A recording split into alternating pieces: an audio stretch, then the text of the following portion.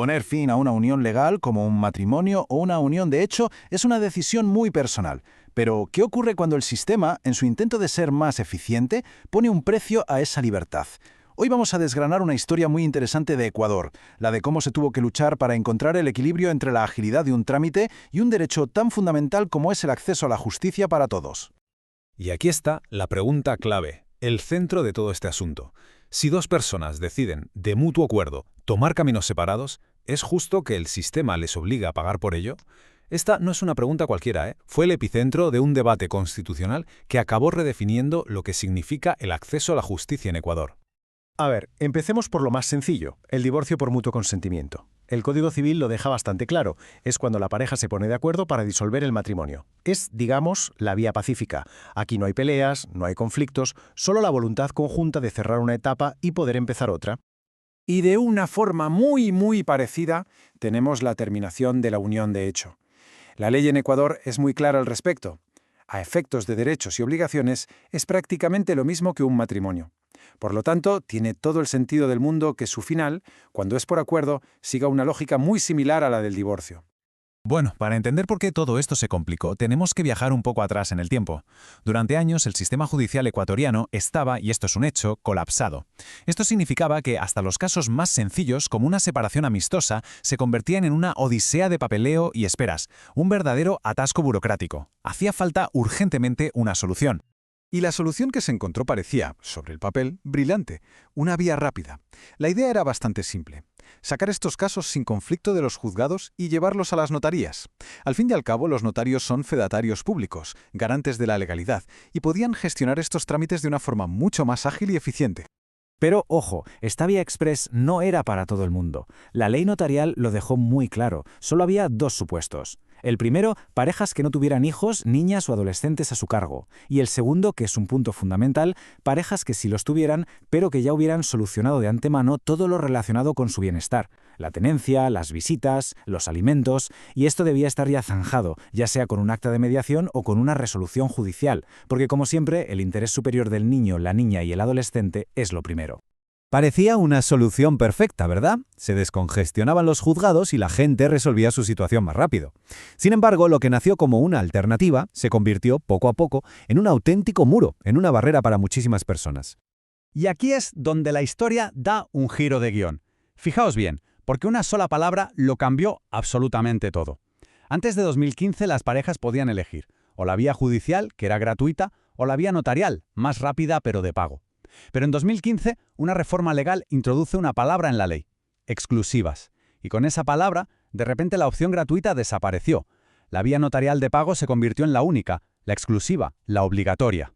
Y claro, esa vía única tenía un coste. La tarifa notarial se estableció en un 39% de un salario básico unificado. Y a eso, además, había que sumarle otros gastos, como las declaraciones juradas o el reconocimiento de firmas. Para muchas familias, esa cantidad de dinero era sencillamente una barrera insuperable para poder ejercer su derecho a cambiar de estado civil. Y esto nos lleva al corazón del problema, a un verdadero choque de principios. Por un lado, un objetivo totalmente legítimo del Estado: hacer que la justicia funcione mejor, que sea más eficiente. Pero por otro, un pilar fundamental de la Constitución: que la justicia sea accesible para todos, sin importar el dinero que se tenga en el bolsillo. ¿Qué principio debía pesar más? Este argumento, que fue el que se presentó ante la Corte Constitucional, lo resume a la perfección. Nadie discutía que los notarios debieran cobrar por su trabajo, faltaría más. El verdadero problema, era que se había eliminado la alternativa gratuita, la vía judicial. Se había creado, en la práctica, un peaje obligatorio para poder acceder a un derecho. Ante este conflicto de derechos, el asunto llegó a la instancia más alta, al guardián de la Constitución del país.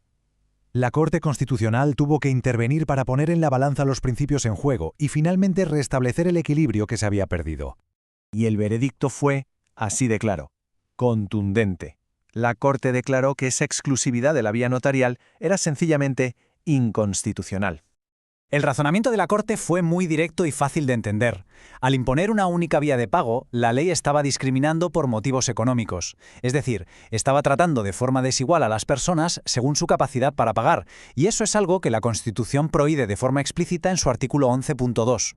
Entonces, la decisión fue quirúrgica. La Corte no eliminó la vía notarial, para nada. Lo que hizo fue declarar inconstitucional esa única palabra, exclusivas. Y con ese gesto, tan simple pero tan potente, lo que hizo fue reabrir la puerta de la vía judicial, gratuita y accesible para todo el mundo. Devolvió a la gente la capacidad de elegir. Entonces, ¿cómo queda la cosa a día de hoy? Pues bien, esta decisión de la Corte ha redibujado por completo el mapa. Ahora mismo existen dos caminos muy claros para quienes buscan disolver su unión de mutuo acuerdo. Este cuadro lo resume genial. Por un lado tenemos la vía judicial. Coste, cero, es gratuita. La pega puede ser más lenta, porque depende de la carga de trabajo que tengan los juzgados. Es la opción perfecta si el dinero es un problema. Por otro lado, la vía notarial. Es de pago, pero es mucho más rápida. A veces es cuestión de días. Ideal para quien prioriza la velocidad.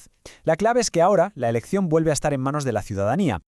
Y hay algunos detalles técnicos que es vital tener siempre presentes. Lo primero y más importante, el interés superior del niño, niña y adolescente está por encima de todo.